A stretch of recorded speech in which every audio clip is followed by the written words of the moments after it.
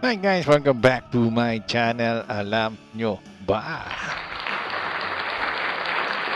So guys, meron naman tayong bagong video na aalamin at irera ngayong araw na ito. Ito'y galing kay Update PH nga. Sabi niya dito, signed 42 units of ASCOD infantry fighting vehicles at a cost of only 370 million euros. Only, no? 370 million euros. So times mo yan sa, magkano ba ngayon? 58 ang euro? O, times mo sa 58 kung magkano yan, di ba? So 42 units. Pero parang nakatipid din tayo kasi nakalagay dito for of only lang eh. Di ba? So parang ang dating nakatipid ba tayo? You know? So another 42 units ng ASCOD. Yung parang ASCOD din naman yung natin. Ang binili natin ng 18 na light tank natin, di ba? ASCOD din yun, di ba? So, madadagdagan ng 42 units, so magiging 60 units na. Di ba? Galing sa math. Diba? If ever, signed na ibig sabihin, bumili na tayo. Hindi pa ako maniniwala, hindi ko nakikita yung video. Di ba, mga idolo? Siyempre, may masabik na naman tayo, di ba?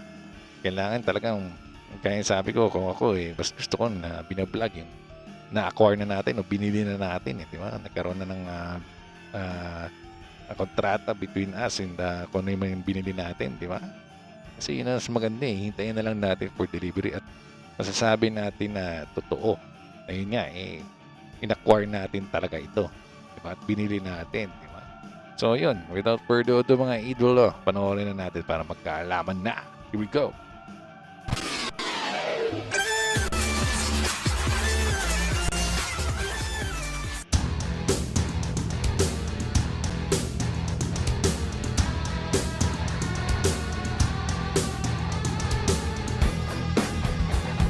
In a significant development for global defense procurement, Latvia has officially signed a 370 million euros contract for 42 ASCOD infantry fighting vehicles, IFVs, from General Dynamics European Land Systems, Santa Barbara Sistemas.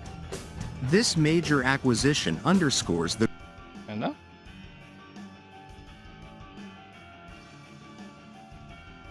Tayo ba yan?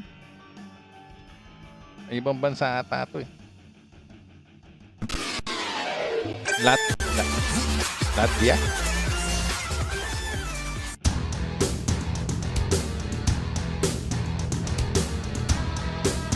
So hindi Philippines.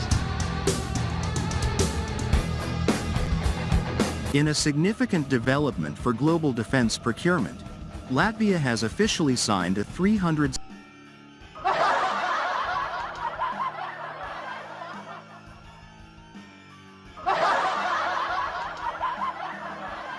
Latvia pala, hindi Philippines.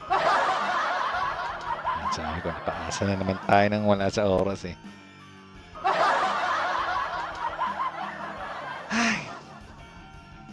70 million euros contract for 42 ASCOD infantry fighting vehicles, IFVs, from General Dynamics European Land Systems, Santa Barbara Sistemas. This major acquisition underscores the growing confidence in ASCOD as a battle-proven and highly capable armored vehicle, solidifying its reputation in modern warfare. The ASCOD IFV is not an experimental platform. It is a combat-tested and widely used vehicle that has already been adopted by multiple nations, including Spain, Austria, and the United Kingdom. With Latvia now joining the list, it is evident that ASCOD has earned its place as one of the most reliable.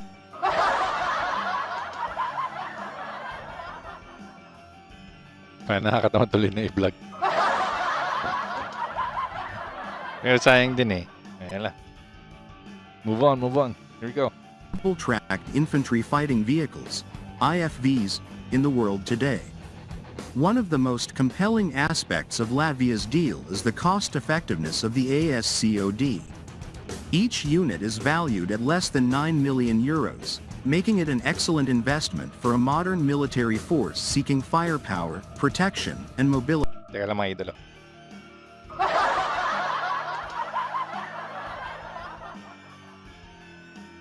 Ay, akala ko Philippines talaga. Pero kasi wala naman kasi yan sa 2025 budget eh. Ba't pa tayo umasa? No? Kaya hindi naman kasi nakalagay kung anong bansa eh. Di ba? Sa 42 units ng Pascod Infantry. Panoorin na nga lang natin. This further proves that the ASCOD provides world-class performance at a reasonable cost, making it a highly attractive choice for nations focused on strengthening their land forces. For those who doubted the Philippine Army's selection of ASCOD for its light tank acquisition, Paisip lang ako, hindi ba yan kasama sa natin? Ngayon 2025? Parang na-vlog ko yun, hindi ko naman maalala. So, vlog ko, hindi ko rin maalala eh, no? So, comment down below guys kung naalala nyo kung kasama to sa 2025 budget natin. Bibili ba tayo ng 100 ASCOD o hindi? Hindi ko rin alam. Pero sana, dagdagan pa natin yung light tank, di ba? Pero kung ano naman, makakuha tayo ng ano talaga, ng fighter tank. Di ba? Why not? Fighter tank. Hindi ba fighter? Di ba? Na hindi light tank. Lagi ko nakakalimutan yung tawag na. Di ba? Nakakalimutan ko lang. Yun nga, kahit na hindi ito main battle tank eh, di ba? Pero, nakikinabang din tayo dito sa ano na to. Sa ASCOD. Di ba? Yung light tank. Pero sana ngayon nga magkaroon tayo ng main battle tank. Yun nga, sana matuloy din yung sa Japan. Di ba? Yung pagbigay ng type 74 ba yun? If I'm not mistaken. Di ba? Pero ito kasi pinapanood natin ngayon. Latvia pala ang bumili. Diba? Nakapanginaya lang, di pala tayo. Panoorin na lang natin. acquisition project. This deal serves as a clear validation. If the ASCOD was an inferior or improvement platform, why would multiple countries, including Latvia, choose to spend hundreds of millions of euros on it? The Philippine Army was not alone in recognizing ASCOD's battlefield capabilities, and its decision is now further justified by the trust placed in the platform by other nations. With more countries operating ASCOD, the logistics, maintenance, and future upgrades of these vehicles will become significantly easier for the Philippine Army. This ensures that our armored fleet will remain combat-ready and technologically advanced for years to come. Additionally, Latvia's contract includes a strong partnership with the manufacturer, which could mean potential future upgrades and joint development programs that the Philippines could also benefit from. The more ASCOD is integrated into global military forces, the stronger its support network and technological evolution will be. Latvia's acquisition of ASCOD IFVs is part of a broader trend where nations are investing heavily in modern, mechanized forces to counter evolving security threats. By choosing ASCOD, Latvia is making a strategic move to strengthen its army's firepower, mobility, and survivability in combat situations.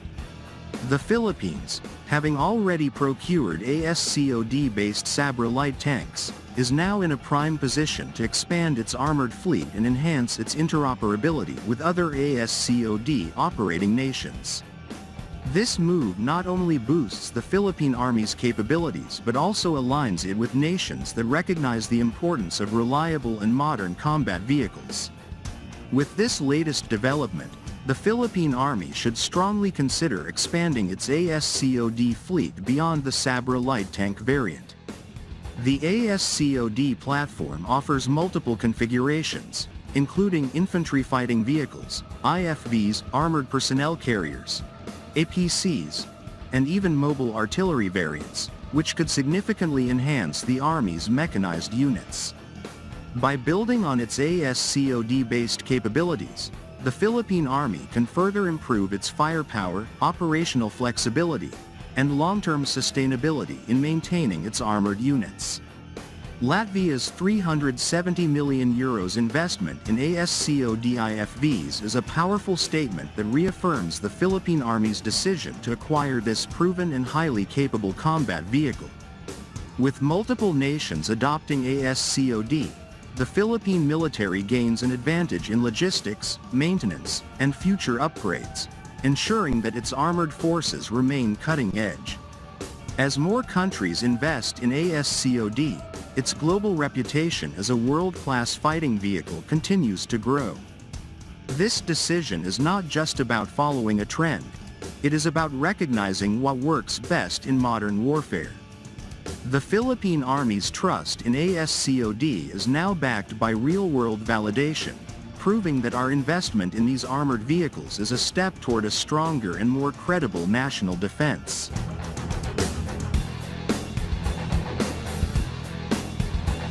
Pero at least, di ba, kahit papaano meron tayong ganito, yung 18 natin na ASCOD na sobrang light tank. Di ba? Pero sana nga, in the future, madagdagan pa nga ang ating mga light tank o magkaroon tayo ng main battle tank. Di ba? Madagdagan pa yung mga natin, mga land natin, armaments or land na mga kagamitan. Di ba? Para sa ating army. Di ba? Nagtatanggol sa ating kalupaan. Di ba? So, kailangan nila yan. Di ba? Pero sana nga yun nga ang mas unahin din natin yung mas dagdagan pa natin yung mga air assets natin, pang anti-air warfare natin.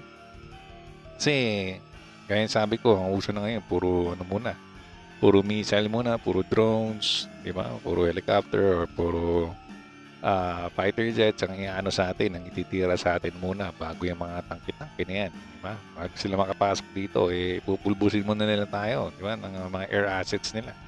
So kailangan muna natin mga anti-air warfare muna talaga.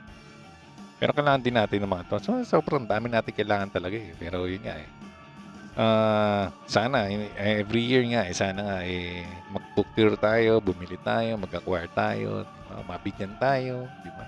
Donations, di ba? Ang pandagdag sa ating military assets, di ba? So yun naman ang importante doon. Na madagdagan every year. Di ba? Hindi magkaroon ng stagnation. Hindi may stagnant. Kumbaga, na wala tayong na pupukure, di ba? Kaya okay na okay din talaga na meron tayong modernization program. Di ba? Nasa phase 3 na tayo. So, may phase 4 pa, may phase 5 pa. And another one, di ba? Para yun nga, mapagtanggol natin ang ating bansa. Maski man sa ere, sa dagat, o sa lupa. Di ba? Yun naman ang importante. Di ba? Mga idol lang. So yun nga, nangapanginayang, hindi pala to sa Philippines, sa Latvia pala to. Kala na natin, bumili ulit tayo ng ASCOD na 42 units. Di ba? Sayang na sayang. Tayo na, simulan na natin. Tatapusin natin. Ganoon naman tayo. Hindi natin pababayaan. Simulan na natin So, kailangan natin tapusin ito. Mga idolo. Di ba? Hindi tayo ganoon i-scrap na lang natin ito. Nanginaya lang tayo dahil nga hindi sa Philippines ang bumili. So, meron sana in the future. Kung isa pa to sa mga assets na sa tingin ng ating military kakailangan natin, go lang. Diba? Basta may budget. Yun ang naman. So again, maraming salamat kay, kay Update PH sa kanyang video. Medyo nalito lang ako doon, mga idol ko, Pero nalagay ko po rin sa description down below ang kanyang full video, pati po kanyang YouTube channel, mga idol. So huwag niyo po kalimutan na mag-subscribe po sa kanya. At syempre rin po, huwag niyo po kalimutan na mag-subscribe dito sa channel. Hingit niyo po yung notification bell at yung like button. Huwag niyo po kalimutan i-follow din po ako sa aking Facebook page, mga idolo. So dito na po tayo natatapos. Maraming salamat po sa lahat. Ingat po tayo lagi. And God bless us all. Bye-bye.